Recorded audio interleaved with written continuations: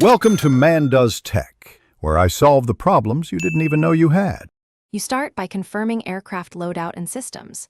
Make sure you have GPS/LGB-capable bombs and a functional targeting pod.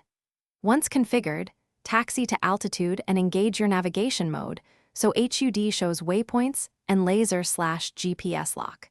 Set release altitude and tolerance in meters or percent, then select the nearest waypoint or designator as the bomb's home. Make sure to arm the munition and test designation with a short, dry run pass.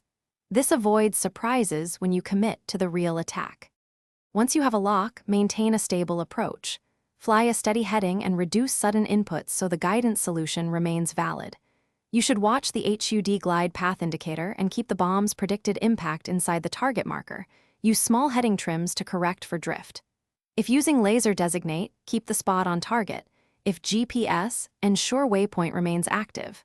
Make final checks, altitude, speed, and tolerance, and arm the final stage so the weapon will execute its guidance after release. Release exactly when the HUD shows the computed release queue. You'll see the bomb switch to terminal guidance and a predicted impact marker.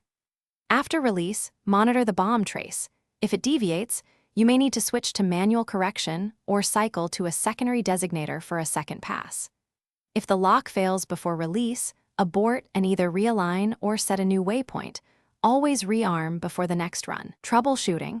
If GPS/laser fails repeatedly, check sensor status and reload munitions. Thanks for watching. If you found this helpful, don't forget to like and subscribe.